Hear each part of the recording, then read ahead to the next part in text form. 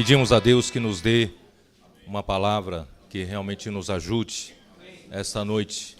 Eu vou já entrar no assunto. Ontem, o irmão Esdras deu uma boa palavra. Ele falou da necessidade de capacitação.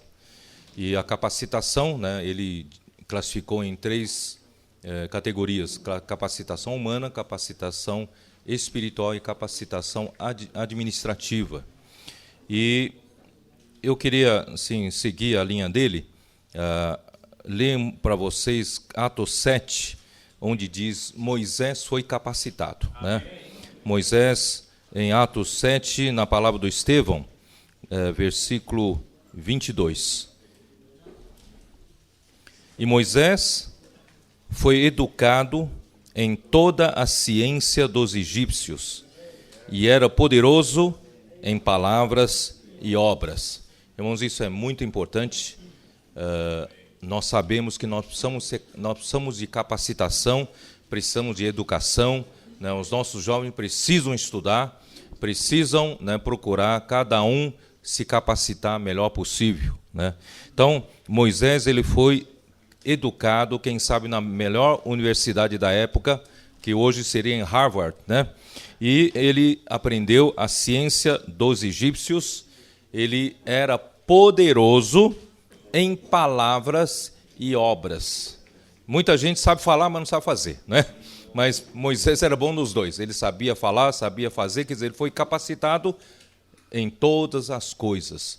Irmãos, isso é maravilhoso. Todos nós aqui precisamos nos capacitar, E só que, irmãos, versículo 23 diz assim: quando completou 40 anos, veio-lhe a ideia de visitar seus irmãos, os filhos de Israel. 40 anos de idade. Imagina só, nesses 40 anos, ele recebeu toda a capacitação. E versículo 24: vendo um homem tratando injustamente, tomou-lhe a defesa e vingou o oprimido, matando o egípcio. Ora, presta bem atenção no versículo 25. Ora, Moisés cuidava que seus irmãos entenderiam que Deus os queria salvar por intermédio dele. Eles, porém, não compreenderam. Ora, Moisés não foi devidamente capacitado? Deus não queria usá-lo? E por que depois de 40 anos, depois de capacitado, na hora de Deus usá-lo, o povo não compreendeu? E ele acabou matando um egípcio e teve de fugir de Faraó. E foi para o deserto de Midian. Por 40 anos, ele não pôde mais exercitar, usar aquilo que aprendeu em capacitação. Não é mesmo? Ele ficou diante de ovelhas que ele pastoreava e apacentava. Quer dizer, toda a oratória, toda a palavra que ele era poderoso em palavra, e toda a obra que ele sabia fazer, e toda a ciência dos egípcios, talvez ele aplicasse muito pouco. Por isso, irmãos, nós às vezes não entendemos por que Deus capacitou, mas Deus não o usou. E quando chegou aos 80 anos de idade, aí nós voltamos lá para Êxodo, capítulo 3. Quando chegou aos 80 anos de idade, Deus apareceu-lhe. Versículo 2. Capítulo 3, Êxodo 3, versículo 2. Apareceu-lhe o anjo do Senhor numa chama de fogo, do meio de uma sarça. Moisés olhou, e eis que a sarça ardia no fogo, e a sarça não se consumia. Irmãos, esse é o segredo. Quando chegou a 80 anos de idade, ele já tinha perdido todas as esperanças de que Deus o usaria novamente, usaria sua capacidade, todos os pontos em que ele foi capacitado, para salvar o povo do Egito. Mas quando ele perdeu todas as esperanças, Deus então apareceu-lhe nessa sarça, na chama, essa sarça em chamas. Então é interessante que aqui diz: eis que a sarça ardia no fogo e a sarça não se consumia. Muito interessante. Isso quer dizer o quê? Quer dizer que Deus quer que você se capacite. Mas Deus não vai usar a sua capacidade como combustível. É muito interessante isso. Então, para que serve então a minha capacidade? Aí fica essa dúvida, não é isso? Se Deus não vai usar a minha capacidade, então não preciso capacitar-me. Então, mas, irmãos, é necessário capacitar-se. Deus precisa da sarça. O fogo não queima no meio do nada. O fogo precisa da sarça para queimar. Então, Deus precisa de você como sarça. Mas Deus não vai usar você, a sua capacidade natural, como combustível. Porque Deus ele tem poder suficiente para usar Ele mesmo como combustível. Então, irmãos, enquanto o homem achar que tudo que ele foi, né, toda a sua capacidade, toda a sua capacitação, ele agora pode ser usado por Deus. Deixa comigo que agora eu resolvo. Irmãos, nessa hora Deus não consegue usar, porque você ainda quer usar a sua capacidade como combustível. Quando você perder a esperança que Deus vai usar a sua capacidade como combustível, Deus vai usar como sustentáculo. Então, vou mostrar uma figura para vocês, uma ilustração, para vocês entenderem. Aqui está uma sarça. Vocês sabem que a sarça é um espinheiro, né? Sarça é um espinheiro, é um tipo de espinho. E aqui, ó, aqui está uma sarça, tá? Espinheiro. Para um pouquinho aqui, para um pouquinho. Isso aí, na verdade, é uma ilustração, na verdade, cheia, cada ramo aqui é cheio de espinho. Eu quero dizer para vocês, a nossa capacidade, na verdade, é um espinheiro. Quanto mais nós somos capacitados, quanto mais nós somos capazes, a gente acaba se tornando muito arrogante. A gente acaba machucando os outros, achando que os outros não são nada. Não é assim? Quanto mais você é o doutor, você é o bom, não é isso? Você olha com os outros, os seus olhos crescem na testa. Não é isso? Então, irmãos, lembre-se bem que a nossa capacidade, irmãos, é uma sarça que é um espinheiro. A gente espinha, a gente machuca todo mundo. Mas Deus quer usar ele, né? Então, dá uma olhada. Deus, então, quer usar a sarça como... Para aí. Como sustentáculo. Vamos supor que houvesse só esse ramo do meio. Só esse ramo do meio, não existisse esses dois ramos laterais. Então, o que Deus consegue usar? Deus não vai consumir a sarça, mas Deus vai usar a sarça do meio, o ramo do meio, como sustentáculo do seu fogo. Então, o fogo que Deus consegue ter através dessa primeira sarça é limitado. Irmãos, entendem? Eu só dou um ramo para o Senhor produzir o fogo em cima da minha capacidade. Então, se eu me capacitar, eu vou produzir mais ramos. Não sei se os irmãos entendem, né, o que eu estou dizendo. Eu vou me capacitar. Então, ontem o irmão Esdras falou, nós temos que nos capacitar, tanto no aspecto humano, espiritual e também administrativo. Nós temos que aprender a administrar as coisas de Deus. Humanamente, temos que estar, né, compatível ou atendendo a necessidade do Senhor, até no meu nível humano e também nível espiritual. Eu preciso, né, ser adequado para Deus me usar. Então, eu preciso me capacitar. Então, a capacitação é como nascer mais ramos. Né? Vamos continuar. Vai, olha lá. Está vendo? Começa, o fogo já é diferente, não é isso? Ele continua se capacitando. Dá uma olhada. Continua se capacitando. Olha lá, continua se capacitando. Daí a pouco o fogo aumenta. Perceberam? É assim que Deus usa a sua capacidade. Ele não usa a sua capacidade como combustível, porque ele não precisa. Mas ele precisa da sua capacidade para ele poder usar seu poder em cima da sua capacidade. Irmãos, é dessa maneira que Deus usa. Por isso que nós falamos que em morte e em ressurreição é que Deus usa a nossa capacidade. Portanto, irmãos, não tenha desculpa. Não diga, então, não preciso me capacitar, porque Deus não vai usar a minha capacidade. Não, Deus vai usar a sua capacidade, mas não sua capacidade como combustível, né? Ele mesmo é o combustível. Deus mesmo tem um poder suficiente de fazer as suas coisas, mas ele precisa do homem. Ele precisa do homem para trabalhar em cima do homem e por meio do homem. Né? Essa que é a grande maravilha que eu queria primeiro passar para vocês. Né? Essa questão da capacitação, espero que vocês tenham entendido com essa ilustração. Em segundo lugar, nós vamos então ver a questão do foco.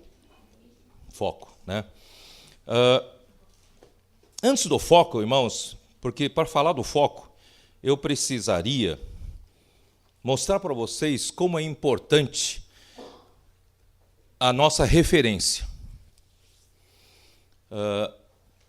Se eu não me engano, nos grandes diamantes da Bíblia, no capítulo 17, se eu não me engano, no capítulo 17, onde fala acho que da administração da igreja, né? Não, 17 também já fala. Ele fala várias vezes que os irmãos presbíteros, os irmãos diáconos, os apóstolos, os irmãos que estão na liderança, precisam estar afinados com a economia neotestamentária de Deus. E ele insistiu muitas vezes nesse capítulo, como é importante, irmão, nós estarmos na linha certa da economia neotestamentária de Deus. Por que isso é importante, irmãos? Por que isso é importante? Por quê? A economia de Deus, irmãos, é a única coisa que nós nunca podemos variar. Ela tem que ser uma linha muito precisa, traçada em toda a nossa obra e toda a nossa vida. Porque se a linha da economia de Deus, irmão, não estiver bem precisa, se você variar 1 grau para a direita ou 1 grau para a esquerda, você sabe o que acontece lá na frente. A distância será muito grande, quilômetro de distância do alvo. Irmãos, é muito importante nós termos a linha da economia de Deus, claro. Por quê? Porque agora, irmão, nós temos, graças a Deus, antes a gente estava tudo parado, mas agora nós estamos tendo várias atividades. A igreja está crescendo, os irmãos estão crescendo, não é isso? Temos Bucafé, temos eventos, temos atividades, temos palestras, temos projetos sociais, temos, alimentamos os pobres, moradores de rua, nós estamos fazendo um monte de coisas. Mas, irmãos, nós podemos fazer todas essas coisas, e se a gente não nos alinharmos na economia, na linha da economia neotestamentária de Deus, irmãos, um momento ou outro nós podemos nos desviar. Irmão Dong é o nosso exemplo. Esses anos todos, ele segurou firme esse leme do avião da economia neotestamentária de Deus. Você sabe que o avião é grande, mas o leme é que dá direção, não é isso? Então, ele segurou bem esse leme. Nos primeiros tempos em que nós estávamos debaixo da orientação e direção do irmão Lee, o irmão Dong sempre nos segurou nessa linha. Ele foi muitas vezes interpretado. Alguns falam que ele tinha ambição de fazer uma obra própria. Ele não seguia irmão Lee. Vocês já escutaram tudo isso, não é isso? Mas, irmão Dong, ele foi fiel ao Senhor. Segurou firme essa linha da economia neotestamentária de Deus. Ele sempre pautou por invocar o nome do Senhor, negar a vida da alma, não é isso? Viver no Espírito. Disso ele nunca se apartou. Até hoje ele nunca se apartou. Ele pode ter tido até má fama. Muitos denunciavam ele lá para os Estados Unidos, que irmão Dong é isso e aquilo, tal. Muitas mentiras foram criadas em torno disso, irmãos, mas não importava. Ele queria segurar bem a linha da economia neotestamentária de Deus, e por isso nós hoje desfrutamos desse benefício todo, porque alguém enfrentou tudo e todos para segurar a linha da economia neotestamentária de Deus. E, irmãos, nós hoje precisamos aprender com o irmão Dong, segurar bem a linha da economia de Deus. O que é a linha da economia de Deus, irmãos? É a linha do Espírito. Não é obras da lei, não são as obras da lei. Não é o que o homem pode fazer, a sua capacidade, pode ajudar Deus com isso, com aquilo. Irmão, mesmo a gente fazendo tantos eventos, irmão, tem que saber que não é a nossa capacidade que vai realizar alguma coisa. Temos de depender do Espírito. Joelho no chão ainda é a nossa solução. Muita oração, não é isso? Quando você aprende a fazer as coisas, acha que você sabe fazer as coisas, aí vem essa capacidade humana que Deus não quer usar. Então, nós precisamos, irmãos, por mais que a gente se capacite, por mais que a gente aprenda a fazer as coisas, aprenda a dar palestra, aprenda a fazer eventos, aprenda a fazer projetos sociais, irmãos, nossa linha da economia de Deus, irmãos, ainda é depender do Espírito desesperadamente. Nós não podemos nunca dizer, eu já sei fazer. Ninguém sabe fazer nada, não é isso? Até mesmo vida conjugal. Quem aqui pode dizer, eu vivo uma vida conjugal maravilhosa, eu sei de tudo. Quem sabe? Quem levanta a mão pode falar, eu já sou perfeito. Ninguém, irmãos, ninguém. Não é? Quem pode dizer que eu sei criar os filhos? Ninguém. Irmão, nós dependemos do Espírito, dependemos do Senhor. Então, irmãos, nós vamos segurar essa linha da economia de Deus até o Senhor voltar. Para isso, irmão, nós precisamos de um ponto de referência. O ponto de referência na engenharia, na arquitetura, é muito importante. Se você quer fazer um projeto, você quer fazer um desenho, tem que ter um ponto de referência. Se não tem um ponto de referência, você não tem como locar a obra, não é? Se você não se localiza, você precisa de um ponto de referência. Né, Israel? Você está aqui, arquiteto, né? Você precisa de um ponto de referência. Irmão, qual é o nosso ponto de referência? Qual é o nosso ponto de referência? A sociedade? Os costumes? Né? A vida da igreja? A maneira da vida da igreja? Ir para frente? Irmãos, tudo muda. Tudo pode mudar, não é? Se você seguir a sua referência como os costumes da sociedade, daqui a pouco você vai estar também defendendo a teologia do gênero.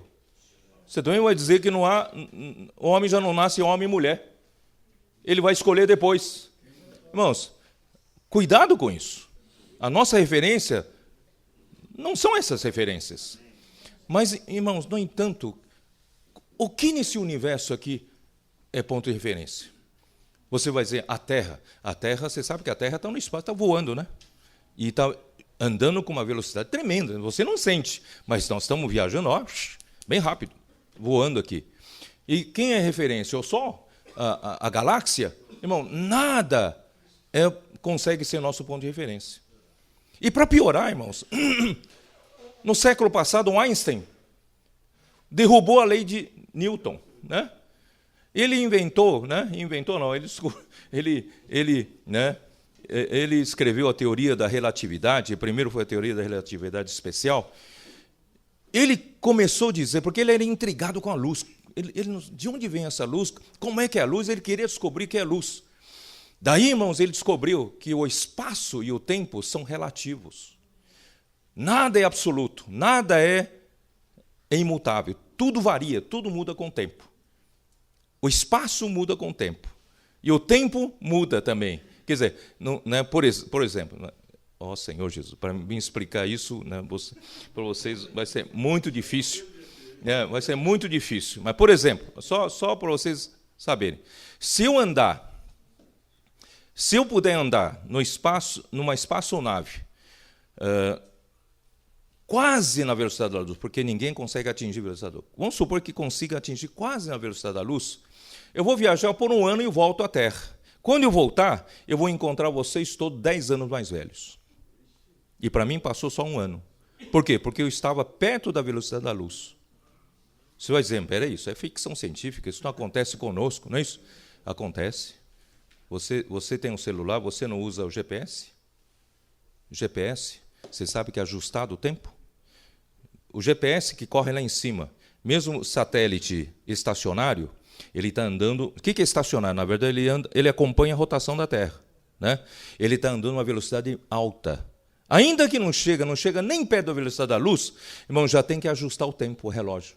Porque pela velocidade que ele anda, o tempo dele passa mais devagar que aqui na Terra. Não sei se você sabia disso. O satélite lá, para você, de repente, você não andar aqui na Terra, peraí, a rua que eu estou achando aqui está 1 quilômetro depois. Por quê? Não ajustou o tempo. Ele precisa ajustar o tempo. E ainda mais, para piorar, a segunda teoria da relatividade, que é geral, diz que quanto mais está longe da gravidade, um corpo estiver longe da gravidade, o tempo passa mais rápido. Então, pela velocidade que ele está andando, o tempo passa mais devagar. E pela distância da gravidade da Terra, ele passa mais rápido, então ele tem que fazer um ajuste. Tem que fazer uma somatória dos dois para ver se ele tem que ajustar para frente ou para trás. Todos os satélites são ajustados no tempo. Não sei se vocês sabem. Todos os tempos. Senão, não funciona o nosso GPS. Teoria da relatividade do Einstein funciona. É isso mesmo.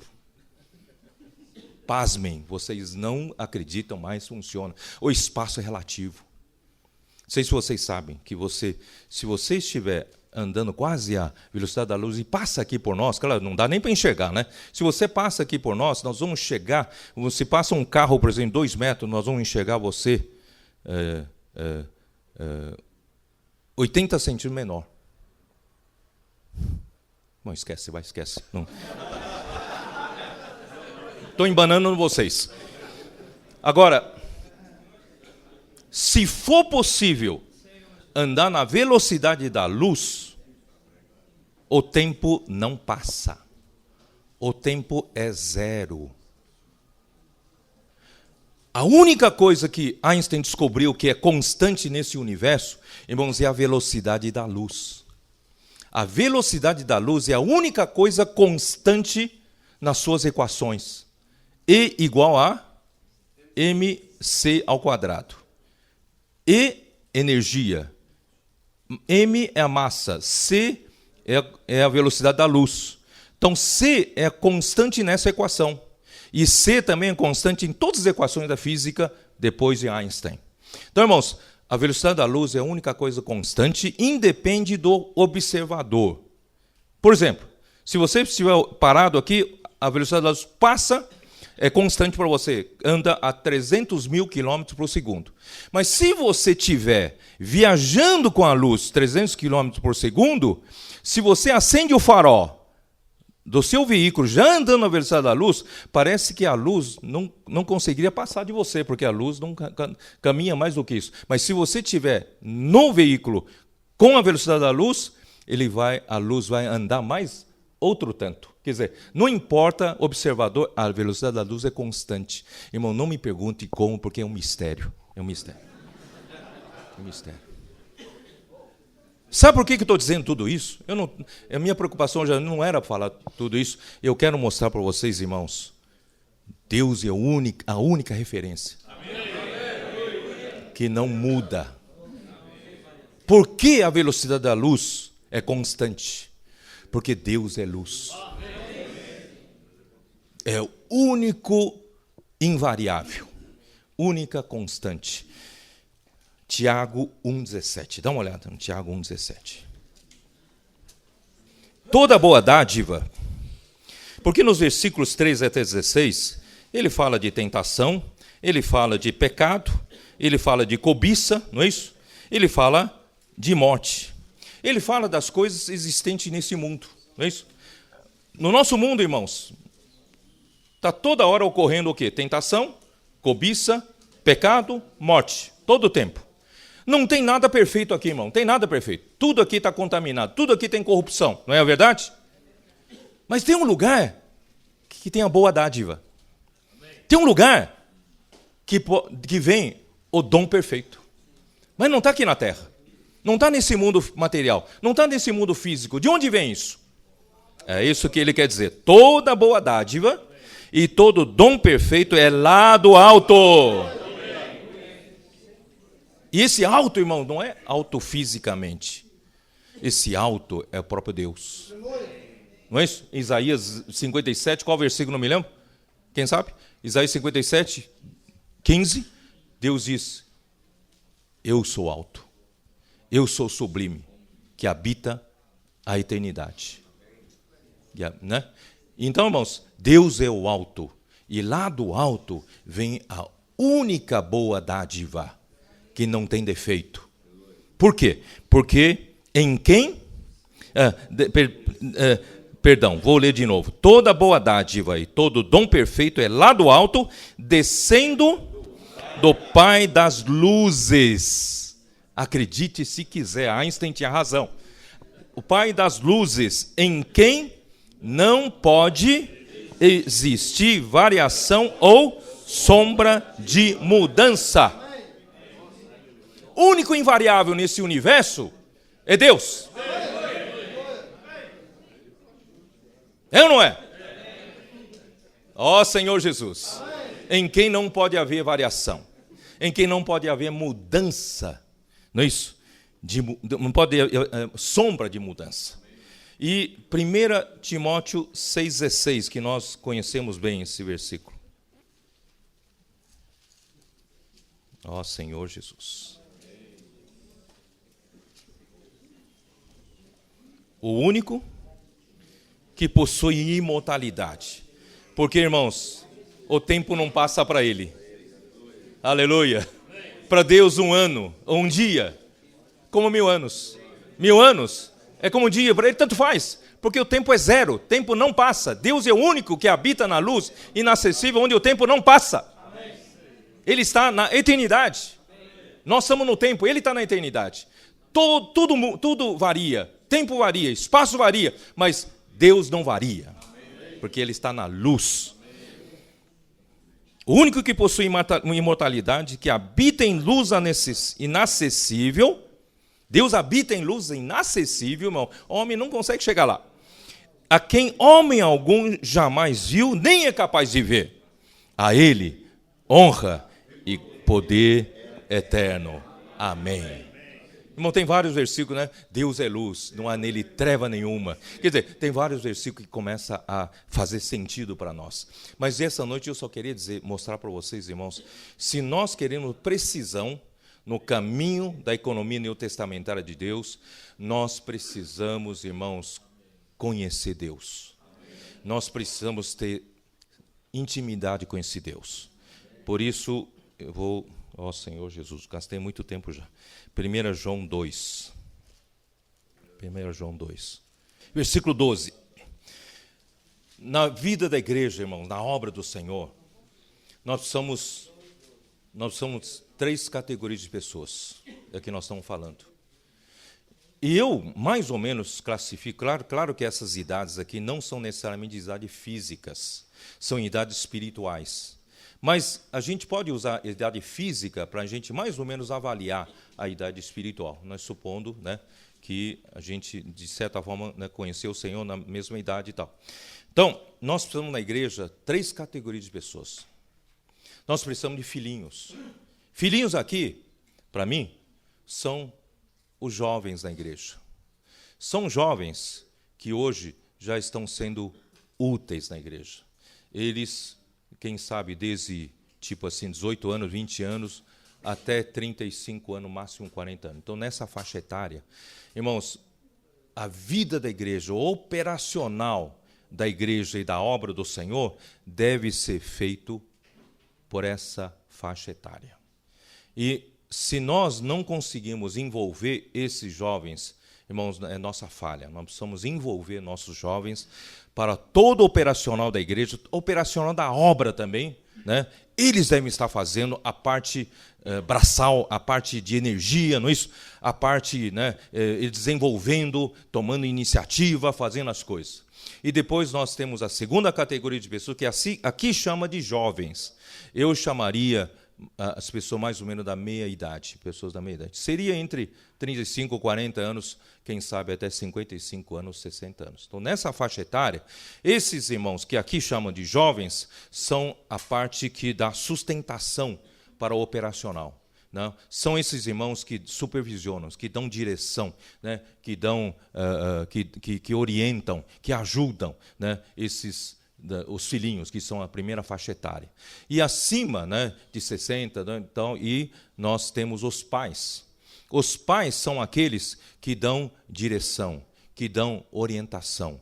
Eu acho que vocês não precisam de muito exemplo. Irmão Dong, esse é o modelo nosso de um bom pai, não é isso? O pai na igreja. Então, aqui eu quero dizer, vou ler aqui para vocês. Uma vez explicado essas 3 categorias, filhinhos, eu vos escrevo, porque os vossos pecados são perdoados por causa do seu nome. Pais, eu vos escrevo, porque conheceis aquele que existe desde o princípio. Jovens, eu vos escrevo, porque tendes vencido o maligno. Filhinhos, eu vos escrevi, porque conheceis o Pai. Pais, eu vos escrevi, porque conheceis aquele que existe desde o princípio. Jovens, eu vos escrevi, porque sois fortes, e a palavra de Deus permanece em vós, e tendes vencido o maligno. Né? Então, nós temos essas 3 categorias de pessoas. Se todo mundo, irmãos, fizer a sua parte, bom, a igreja vai muito bem. Se alguma igreja só tem jovens, precisamos de pais. Mesmo entre mais jovens, sempre tem alguns que podem conduzir, né, servir com o pai. Então, nós precisamos ter essas 3 categorias de pessoas para a gente ter um equilíbrio, né, na vida do Senhor. Bom, o que eu quero chamar a atenção aqui, irmãos, tanto filhinhos como jovens, das 2 vezes que João falou, ele mudou de assunto, não é isso? Mas aos pais, ele não mudou de assunto. Pais, é isso, né?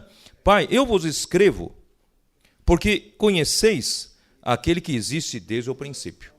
A segunda vez, pais, eu vos escrevi, porque conheceis aquele que existe desde o princípio. Por que ele não mudou? Porque os pais é que dão referência. E quem dá referência para os pais? Aquele que existe desde o princípio. Aquele que habita na luz inacessível. É aquele que é Pai das luzes, em quem não há variação nem sombra de mudança. Irmãos, é o único ponto de referência nosso que não muda nunca. Por isso, irmãos, nós temos que dar graças a Deus pelos pais da igreja. Eles nos dão estabilidade, eles nos dão a direção certa, eles não permitem desviar nem um grau para a direita, nem um grau para a esquerda, senão amanhã será desastroso. Mas graças a Deus, nós temos pais que nos seguram o leme certo. Então é isso que eu queria mostrar para você. Portanto, irmãos, vou mostrar o foco. O foco, ele nada mais é, irmãos, dentro da linha da economia de Deus, para onde vai nos levar para o reino, preparar muitas pessoas para reinar, nós então não podemos perder foco. O foco, irmãos, nosso foco hoje, na execução dessa linha da economia de Deus, nosso hoje foco, irmãos, é pregar o evangelho do reino, pregar o evangelho da graça, ganhar muitas pessoas para o Senhor e não ficarem soltas por aí. Nós vamos ganhar as pessoas, irmãos, para viverem a vida da igreja. Irmãos, se você fizer muitas palestras, se você fizer muitos eventos, se você fizer projeto social, se você fizer 1000 coisas, nunca percam o foco. O foco, irmãos, é ganhar pessoas para viverem a vida da igreja normal. Porque ali é o único lugar, irmãos, onde essas pessoas vão poder reinar com o Senhor lá na frente. Uma palestra boa, que a pessoa sai contente, puxa, nunca ouvi tais palavras, e sai de lá contente, e se ficar só nisso, nós perdemos o foco. Não é verdade? E se nós focarmos em obras sociais, fazemos muita coisa, mas esquecemos do foco, que é produzir, né, ajudar as pessoas a viver a vida da igreja, porque a vida da igreja, irmãos, é o único lugar onde se prepara pessoas. Nós somos prova disso. Nenhum de nós, irmão, pode ser preparado para o reino sem a vida da igreja. Então, nós precisamos preparar as pessoas na vida da igreja. Portanto, irmão, em primeiro lugar, nós precisamos produzir uma vida da igreja forte onde nós estamos. Você está num Bucafé? O Bucafé ali tem que ter uma vida da igreja genuína, cheia de vida, cheia de aperfeiçoamento. As pessoas podem crescer em vida, tem cuidado ali, tem pais, não é isso? Tem filhinhos, tem jovens ali. Se você estiver, não é isso, numa igreja ou fazendo qualquer coisa, irmãos, nossa intenção no fim é fortalecer a vida da igreja. Se nós fortalecemos bem a nossa vida da igreja, quem sabe nós podemos ajudar, irmãos, outros irmãos a terem a vida da igreja onde eles estão. Isso não quer dizer, irmãos, que nós não podemos fortalecer amanhã irmãos que querem, pessoas que querem outra liderança, que quer ser nossos parceiros. Ele quer ter uma vida genuína da igreja. Então ele precisa ter um modelo primeiro e tem que ver você. Como é que você vai dizer, você faça isso, e você não consegue trazer ele para ver? Se ele olhar aqui, são meia dúzia de gato pingado, não tem vida da igreja, não tem coisa nenhuma. Então ele vai dizer, o que você está me mostrando? Você não tem modelo para me mostrar. Irmão, nós precisamos, por isso, primeiramente, montar uma boa vida da igreja, não é isso? Para que as pessoas possam amanhã, porque a vida da igreja vai trazer o Senhor de volta. A vida da igreja, irmão, vai formar muitos que vão reinar com o Senhor, no mundo que há de vir. Por isso, vamos dar uma olhada nesse vídeo de foco.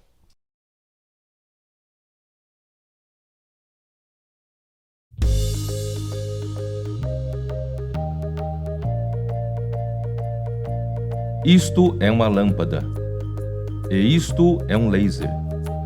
Lâmpadas podem até produzir calor, mas lasers aquecem tanto que cortam até mesmo chapas de metal. A luz de uma lâmpada pode iluminar nossas casas, ruas e espaços públicos, mas lasers são lançados ao espaço e atingem a Lua. Nenhuma lâmpada seria capaz de fazer isso. No entanto, lasers e lâmpadas são feitos da mesma coisa, luz. Por que o laser é tão mais poderoso e preciso? O segredo está no foco. Lasers são feixes de uma única cor de luz. Lasers estão em fase. A luz é feita de partículas chamadas fótons que se comportam como ondas. Na luz e lâmpadas, estas ondas se mostram em diferentes frequências e fases, anulando-se umas às outras. Mas no laser não. Uma onda amplia a força da outra e a soma de todas elas só torna o laser mais potente. Lasers têm feixes colimados, ou seja, Cada feixe da luz é paralelo ao seu próximo. Todos focam na mesma direção e ponto. A soma de todos eles produz calor intenso, alcance e precisão. Nós temos um foco: pregar o Evangelho e levar as pessoas a viver uma genuína vida cristã que as faça desenvolver sua fé e amadurecer no relacionamento com Deus por meio do cuidado amoroso dos que servem, do ensinamento saudável da palavra e de invocar o nome do Senhor. Seja o SEAP, ou Portores, ou Bucafé, todas as ferramentas que Deus tem nos dado têm esta missão. E todas as atividades que desenvolvermos na vida da igreja, sejam palestras, encontros, reuniões, jantares, quaisquer que seja o formato da ação, precisamos estar claros de qual foco temos. O nosso foco é cooperar com Deus no cumprimento de sua vontade. Deus tem um foco: ver seus filhos maduros para reinar com Ele.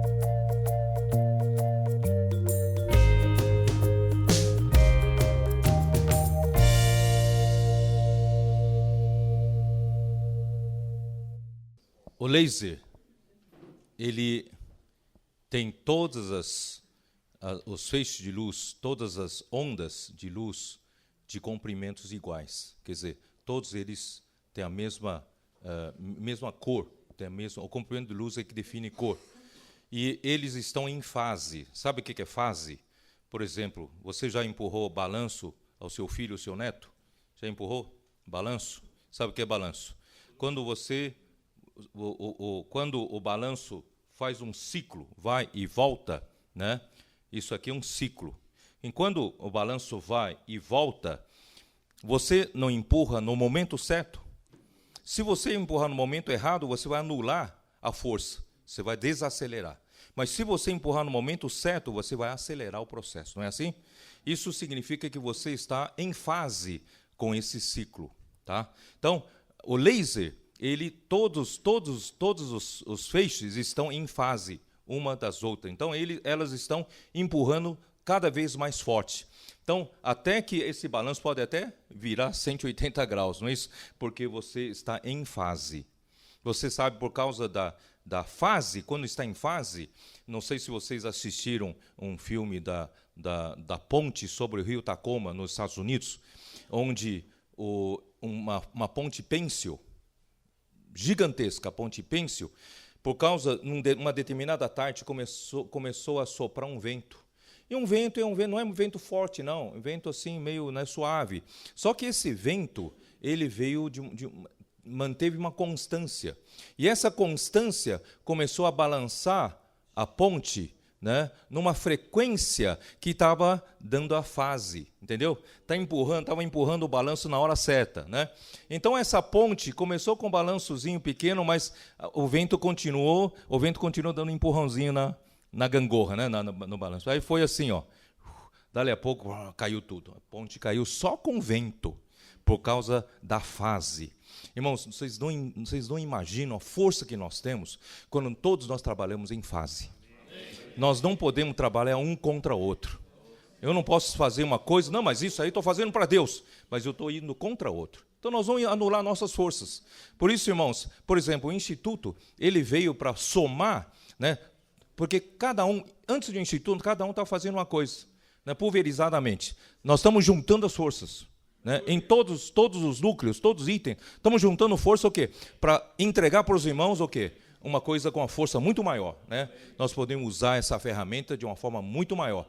Agora, muito mais, irmãos, se todos nós, onde estivermos, todos os eventos, sejam palestras, sejam jantares, sejam eventos, sejam projetos sociais, todos nós estamos em fase, então todos nós estamos fazendo a mesma coisa, introduzindo pessoas para viver a vida normal da igreja. E pessoas estão sendo amadurecidas, crescendo, não é isso? Preparando-se para o mundo que há de vir. Irmãos, é isso que nós vamos trazer o Senhor de volta, é desse jeito. Agora, se a gente tiver ciúmes entre nós, competição, não é isso? Um quer ser melhor que o outro, não sei o que, irmão, nós vamos Paulo fala, vocês vão se devorar, vos mordeis um ao outro e vos se devorar. Irmãos, graças a Deus, irmãos, graças ao Senhor que, né, pela direção do Espírito, pela direção do irmão Dong, irmão, nós estamos cada vez mais em fase. Amém. E essa fase é que vai trazer o Senhor de volta, porque todos nós temos o mesmo foco. Esse foco é todos os eventos que nós fazemos com o mesmo foco, a mesma direção, e nós temos o quê? Uma linha certa da economia de Deus. Essa linha, quem é que nos afirma, garante essa linha é uma linha correta, precisa? É só Deus. Então precisamos de pessoas que tenham sensibilidade com Deus, os pais, que conhecem aquele que existe desde o princípio. Agora eu vou entregar o tempo para o Jobson, né? Amém. Jesus é o Senhor. Amém. Boa noite, irmãos. Vamos dar prosseguimento agora à segunda fase, né, da nossa comunhão, nosso aperfeiçoamento. E eu queria, antes que a gente abrisse nossas Bíblias aí, abre Mateus capítulo 25, versículo 14 e 15. Pois será como um homem que, ausentando-se do país, chamou os seus servos e lhes confiou os seus bens. A um deu 5 talentos, a outro 2, e a outro 1. A cada um segundo a sua própria capacidade, e então partiu. Graças ao Senhor, porque Ele tem nos dado uma visão na vida da igreja. E tem também dado uma comissão.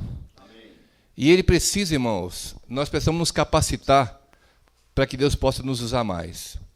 Nós vimos ontem, né, o que o Ezra falou, encorajando, né, a gente a aumentar o nosso vaso, a nossa capacidade, para que Deus possa nos usar ainda mais. E hoje nós vimos no exemplo que o Pedro mostrou, da sarça, né, aquele espinheiro, que ele tem alguns ramos.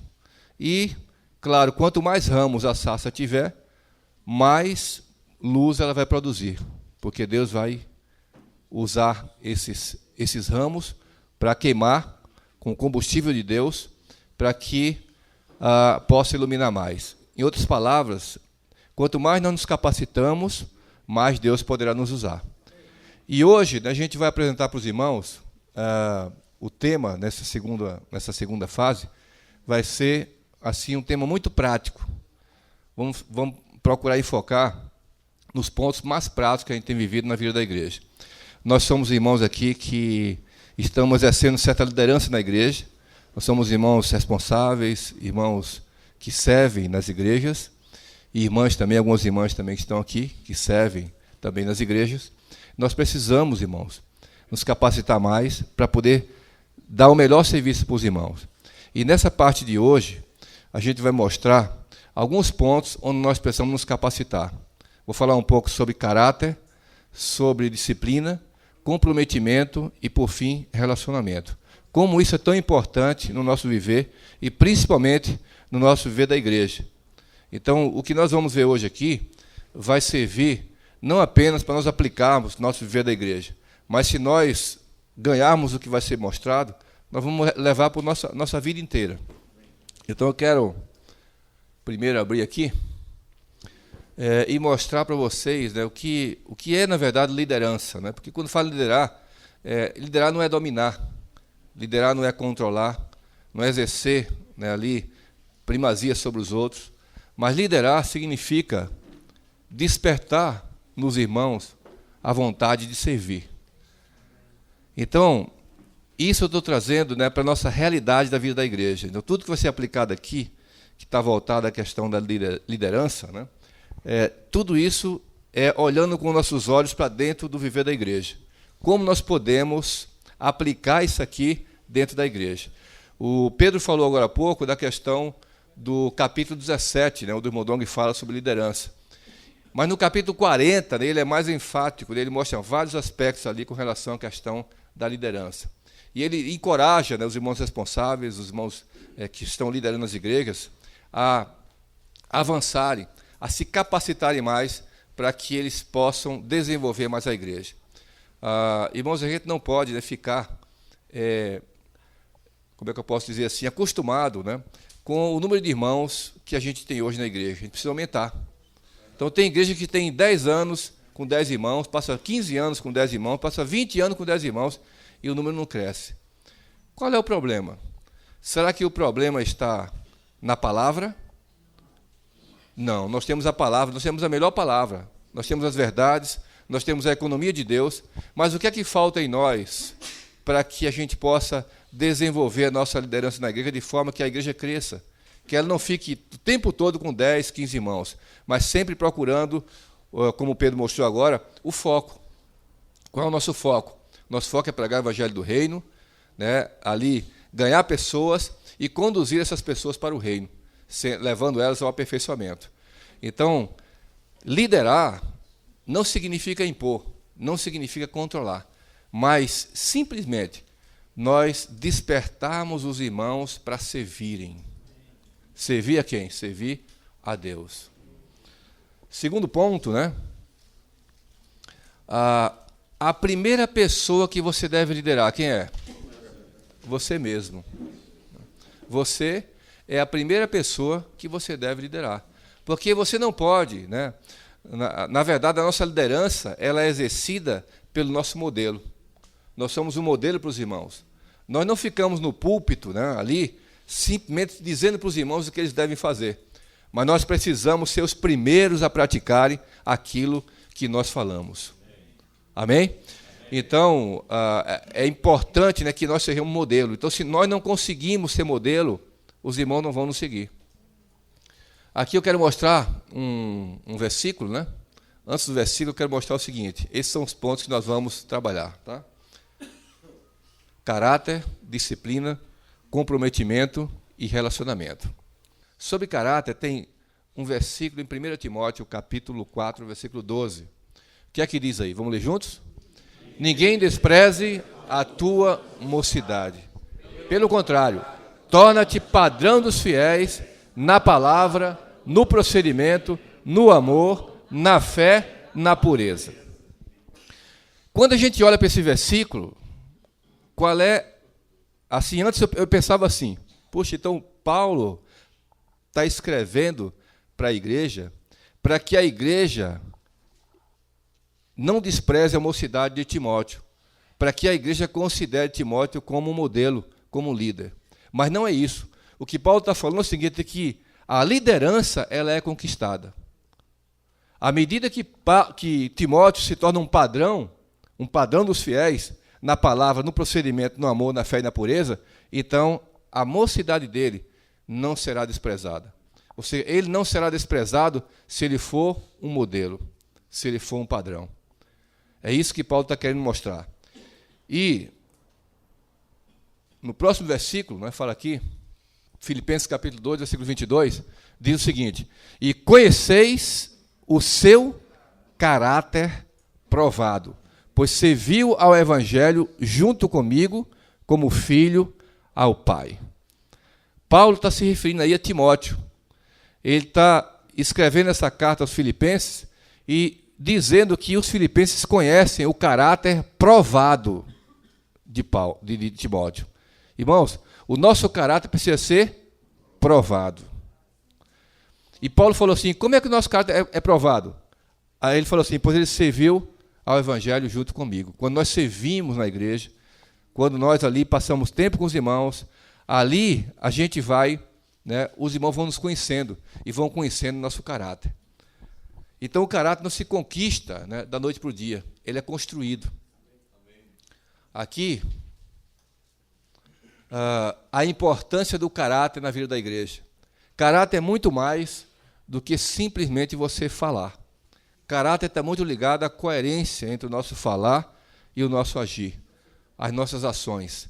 Então as pessoas olham muito para o que nós falamos, mas principalmente para o que nós praticamos, para como nós nos comportamos. As pessoas estão muito olhando para as nossas ações, para as nossas atitudes. Então o caráter, irmãos, é muito importante o caráter na vida da igreja. A gente vai falar sobre esses 4 pontos aqui, né? O primeiro é sobre o caráter. Em Atos capítulo 6, tem uma passagem que fala também de caráter. Vamos abrir aí nossa Bíblia. A partir do versículo 3, tá? Vocês já conhecem o contexto, foi na escolha daqueles 7 diáconos. Mas, irmãos, escolhei dentre vós 7 homens de boa reputação, cheios do Espírito e de sabedoria, aos quais encarregaremos deste serviço. Então, qual é o primeiro requisito aí que foi colocado para a escolha dos diáconos? Boa reputação. Então, é importante que nós tenhamos, primeiramente, boa reputação. A coerência entre o nosso falar e o nosso agir. Depois, caráter é uma questão de quê? De escolha. Eu quero perguntar para vocês, quem aqui escolheu a família que queria nascer? Quem aqui escolheu a cor da sua pele? Quem escolheu aqui a cor dos seus olhos? Existem várias coisas na vida que nós não podemos escolher. Mas uma coisa, com relação ao caráter, nós podemos escolher o nosso caráter. Nós podemos escolher ser uma pessoa correta ou não. Nós podemos escolher ser uma pessoa justa ou não. As nossas escolhas é que vão formar o nosso caráter. Então, à medida que a gente vai vivendo na nossa vida, nós vamos nos deparando todos os dias com muitas situações onde nós temos que escolher. E são nessas situações, quando você escolhe, quando você decide, é que vai depender a formação do seu caráter. Então, o nosso caráter ele é construído por nós a partir das nossas escolhas. Irmãos, isso é muito importante, porque a gente não pode colocar a culpa em ninguém. Ah, mas eu nasci num bairro onde tinha muita gente problemática, tinha muita gente dependente de química, e eu sou assim por causa disso. Não, você pôde escolher. Ah, eu nasci em tal lugar onde tinha muita gente que roubava, muito ladrão, então me tornei ladrão. Não, você pode escolher. Nós podemos escolher o nosso caráter. São nossas escolhas que vão formar a nossa pessoa, que vão formar a nossa reputação. Então, o nosso caráter ele é construído, irmãos. Isso é importante. Eu vou afunilar um pouquinho mais para você ver como isso trazendo essa realidade para a vida da igreja, como nós podemos decidir algumas coisas na igreja para formar cada vez mais o nosso caráter. Depois, pessoas sem caráter não conseguem progredir nem motivar as pessoas. Não consegue motivar ninguém. Pessoa que não tem caráter, pessoa que não tem coerência no seu falar e nas suas atitudes, elas não vão conseguir levar pessoas atrás delas. Então, nós temos muitos irmãos que estão olhando para a nossa pessoa, que estão olhando para o nosso modelo, estão seguindo a cada um de nós. Então, nós precisamos ser pessoas que cuidam, né, de nós mesmos, do nosso caráter, para que outras pessoas possam nos seguir. Depois, né, identifique suas falhas. Né? Como a gente vai tratar o nosso caráter a partir de hoje? Identifique suas falhas. Veja algumas áreas de sua vida, trabalho, casamento, família, igreja, e identifique onde você está sendo negligente. Nós podemos, irmão, olhar para a nossa vida e fazer uma reflexão de como nós estamos. Porque a partir de hoje nós podemos mudar. Amém? Amém. O nosso caráter é resultado de 10, 15, 20 anos que passaram, das escolhas que nós fizemos no passado. Mas hoje nós podemos procurar nos aperfeiçoar cada vez mais para que Deus possa nos usar. Amém. Olha alguns pontos aí, tá, que eu coloquei para nos ajudar na nossa liderança na igreja. Primeiro ponto, né? Eu coloquei 3 pontos aí: pontualidade, assiduidade e fidelidade. Só para a gente trazer um pouco de experiência. Por exemplo, pontualidade nas reuniões. Nós somos os irmãos responsáveis das igrejas, os irmãos que servem as igrejas, algumas irmãs que servem as igrejas. E eu pergunto, como tem sido a nossa pontualidade? Nós somos aqueles que chegam atrasados na reunião da igreja? Nós somos aqueles que, sabe de uma coisa? O brasileiro só chega atrasado, a gente sabe que se chegar mais cedo lá não vai ter ninguém, então eu vou também atrasado. É assim que a gente pensa? Ou a gente pensa como alguém que é um modelo? Se nós pensarmos como modelo, nós vamos ser pontuais. São coisas simples, coisas pequenas que vão formando o nosso caráter. Então, ser pontual nas reuniões, ser pontual nas nossas ofertas. Né? Olha só, a gente ouve de vez em quando, né, aqui na conferência, que o projeto Arca precisa de recursos, por exemplo, né? Ofertas para a África. Começou bem, começou com valor X, mas depois de 3 meses, esse valor caiu pela metade. O que é isso? A gente começou a ofertar, daqui a pouco esqueceu ou não pagou o voto que nós fizemos. Isso aí, irmãos, é um problema do nosso caráter. Com relação aos pagamentos, eu não sei se acontece nas igrejas que vocês, né, lideram, atrasos, por exemplo, nos pagamentos no serviço de literatura. O irmão comprou um livro, né, os irmãos compram os livros, mas na hora de pagar tem dificuldade. Não sei se você tem dificuldade de receber. E como é que é nossos pagamentos também em relação, né, à cooperativa, em relação às igrejas em relação à cooperativa? Os atrasos com relação ao pagamento de alimento diário, de livros. Tudo isso, irmãos, são pontos pequenos que vão formando o nosso caráter. Com relação às inscrições das conferências, né?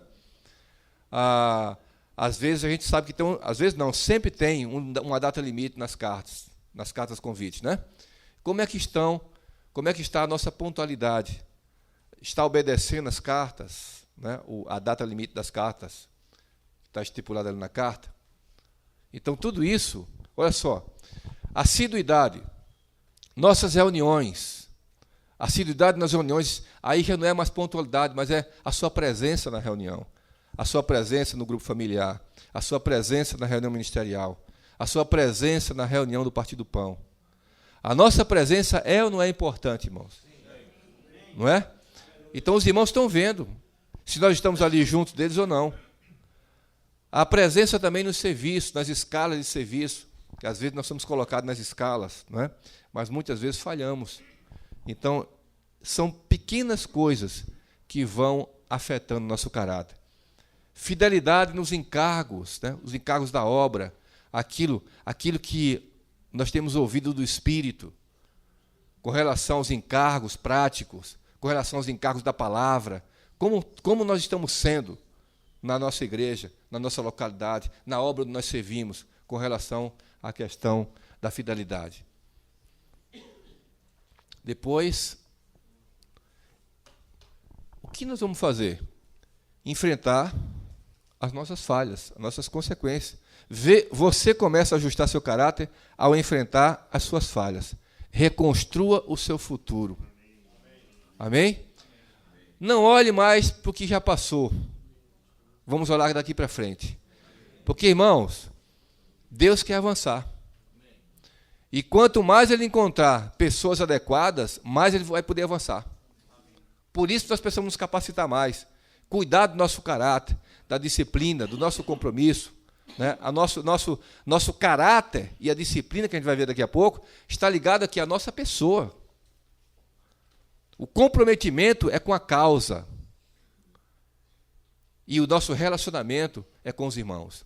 Então, esses 4 pontos foram os pontos principais que nós escolhemos, né, para falar nessa noite. Depois, claro, o senhor vai dar mais alguns pontos, mas hoje a gente vai falar desses 4. Tá?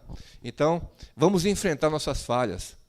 Vamos mudar e vamos reconstruir daqui para frente um futuro melhor com relação à nossa pessoa. Amém. Cuidar mais de nós, para que Deus possa nos usar. Amém? Senhor Jesus. Bom, agora sobre disciplina, né? Vamos ler junto esse versículo? Hebreus capítulo 12, versículo 11. Toda disciplina, com efeito, no momento, não parece ser motivo de alegria, mas de tristeza. Ao depois, entretanto, produz fruto pacífico aos que têm sido por elas exercitados. Frutos de justiça. Então, a disciplina não é fácil. Quando a gente decide, por exemplo, olha, é importante para mim eu ler a Bíblia todos os dias. Então, aí eu estabeleço ali, né, alguns capítulos para ler e eu começo a ler o ano. Só que quando é daqui a pouco, quando eu menos espero, me atrasei na leitura. Isso é o quê? Falta de disciplina.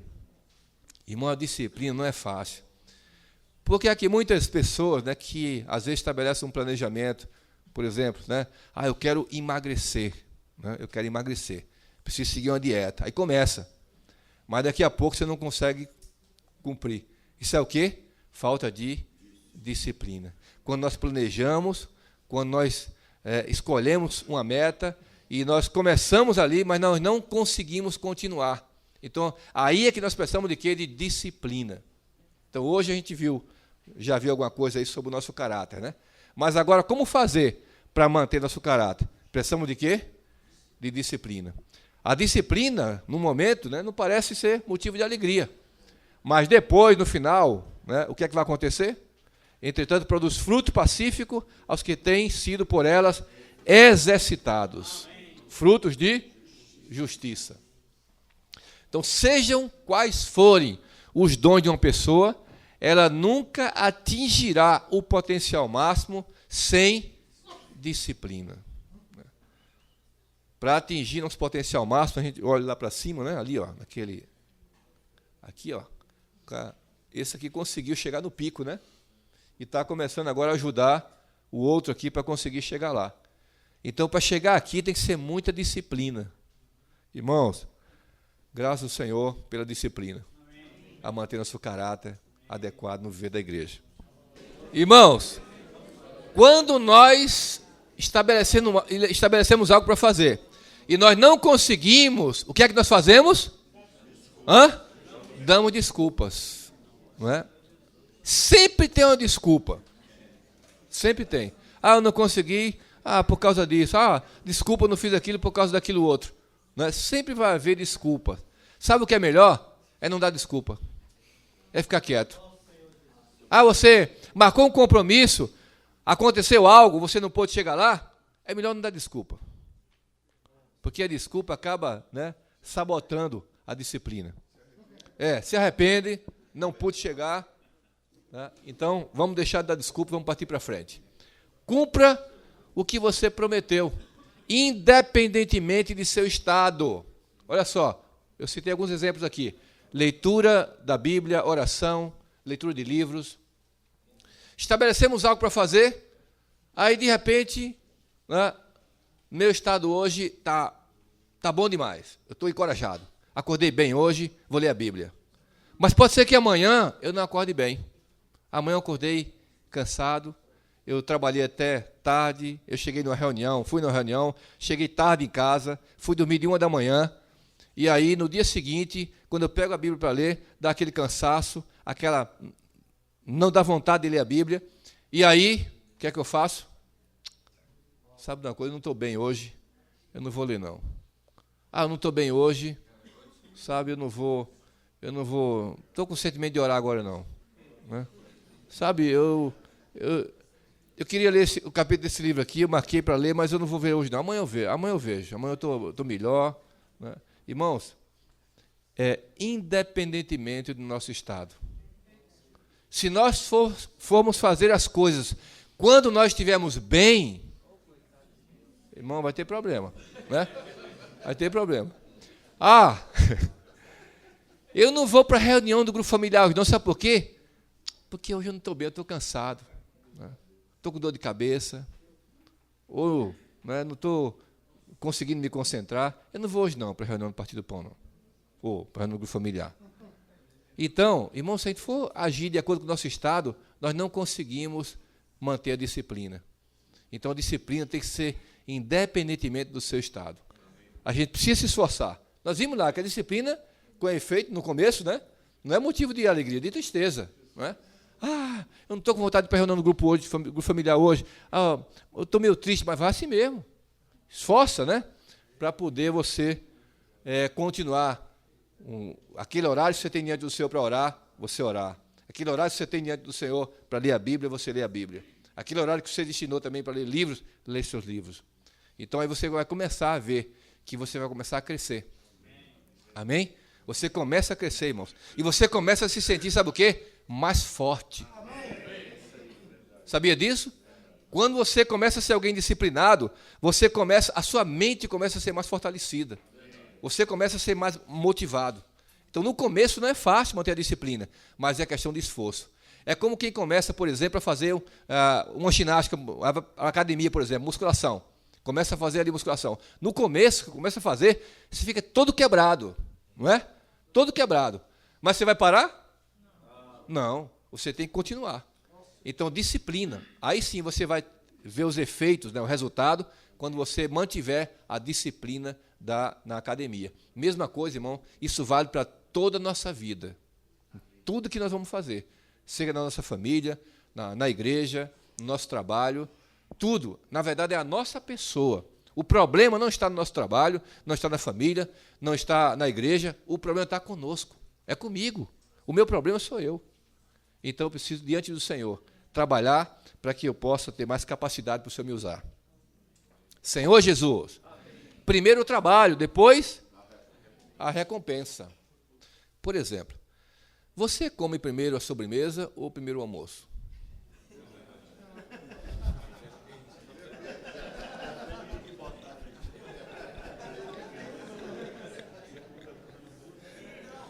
Pelo menos nas pessoas normais, tá? As pessoas normais primeiro almoçam, né? E depois come a sobremesa. A sobremesa é o quê? É a recompensa, né? Por você ter comido bem ali seu almoço e tal, tem a sua recompensa. Então, irmãos, nós precisamos, né, olhar primeiramente para o nosso trabalho, o que tem que ser feito. Depois nós vamos ser recompensados. Por exemplo, eu tenho que ver aqui, leitura da Bíblia. Eu preciso o quê? É meu esforço. Eu preciso ir lá. Eu preciso elaborar na leitura. O que é que eu vou ter no final? A recompensa. Vou estar cheio do Espírito, a minha fé vai aumentar, é isso? Tudo isso é o que? A recompensa. Então, primeiro, para manter a disciplina, primeiro olha para o trabalho, depois olha para a recompensa. Mantenha o foco nos resultados, não no trabalho. Pense nos benefícios. Irmãos, eu digo uma coisa a vocês. Eu acho que todos nós aqui almejamos uma igreja que cresce todo ano, não é assim? Almejamos uma igreja que cresce não somente em número, mas também em vida.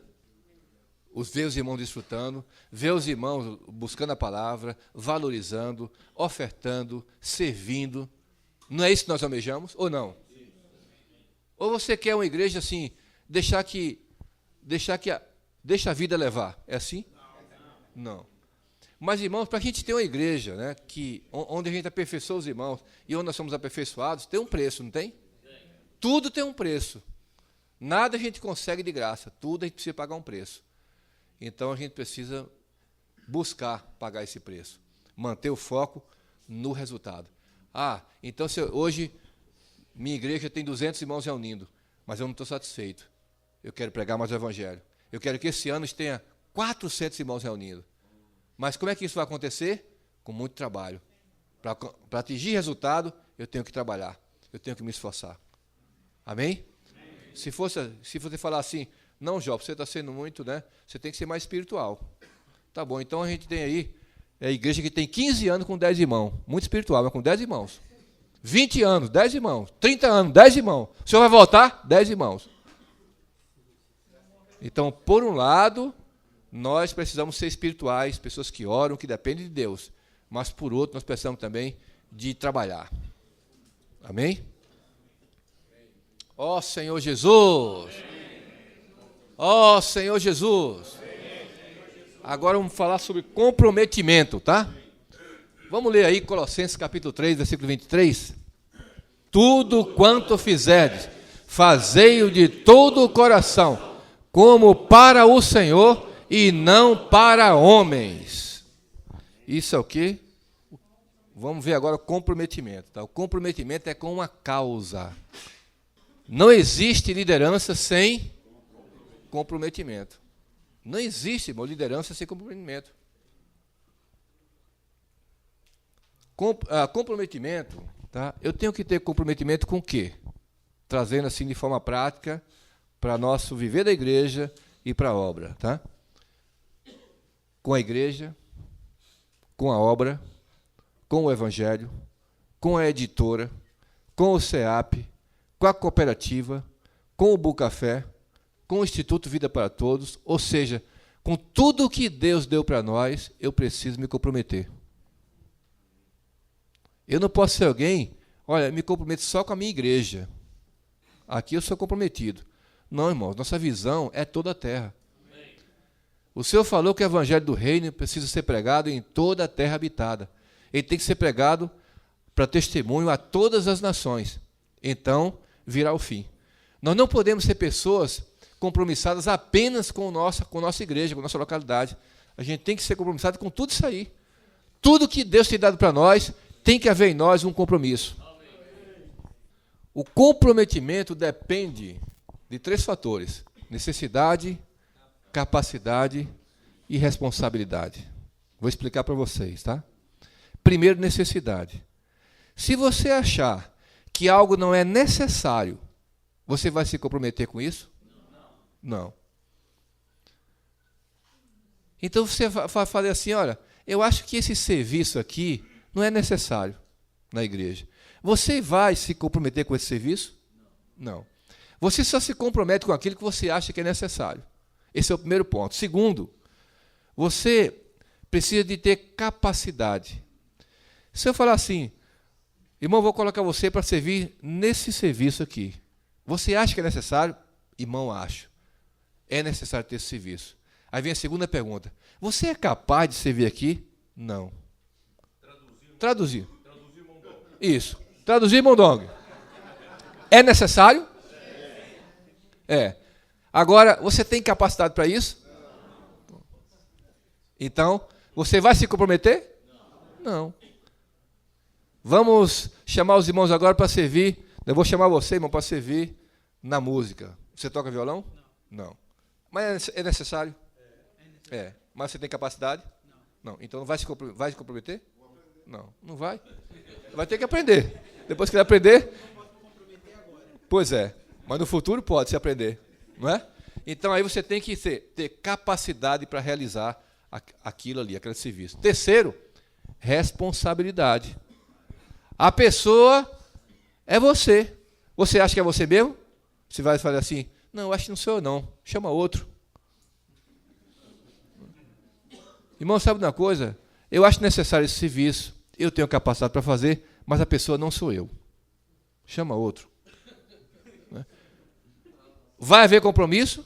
Não. Então tem que haver, irmãos, esses 3 pontos. Primeiro, tem que haver a necessidade.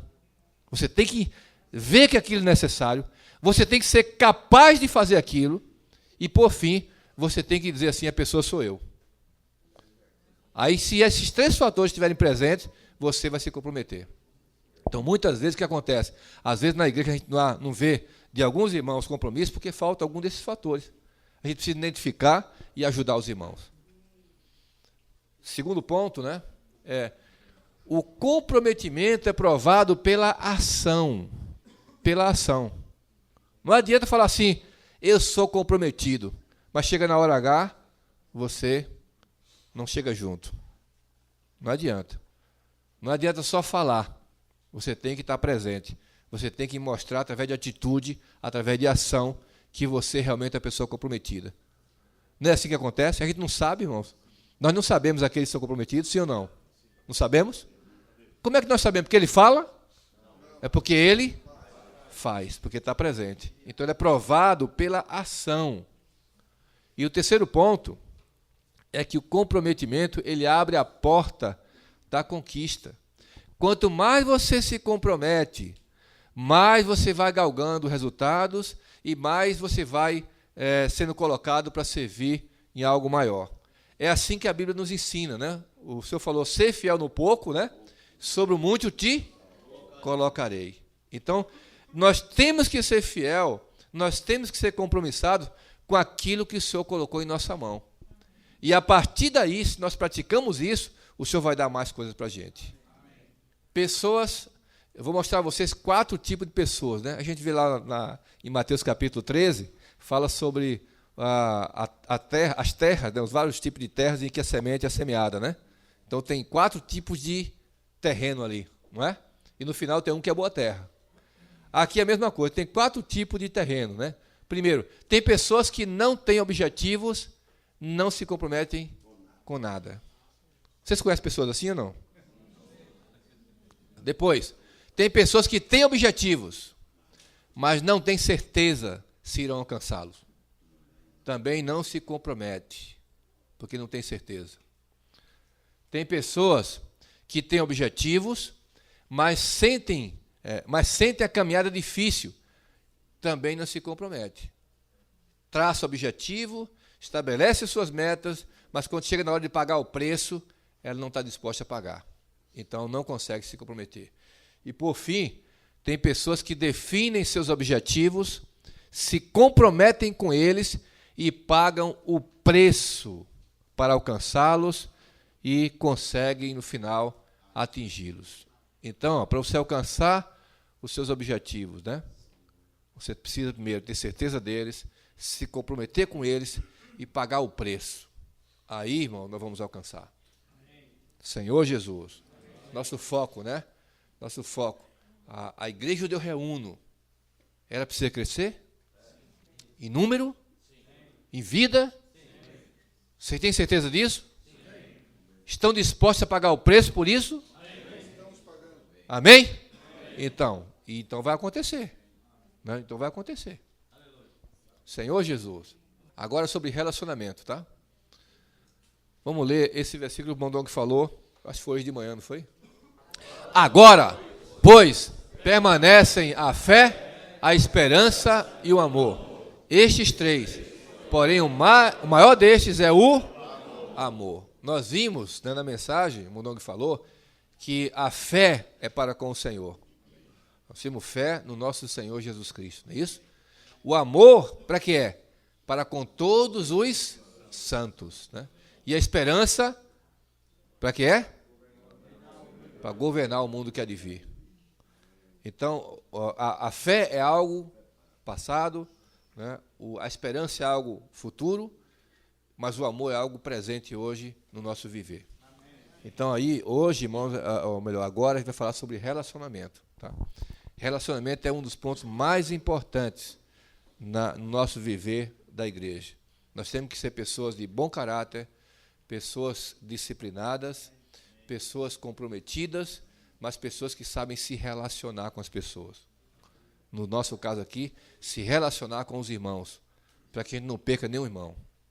Primeiro ponto, né, sobre isso, a habilidade de trabalhar com pessoas e desenvolver relacionamentos é indispensável para a liderança eficiente na igreja e na obra.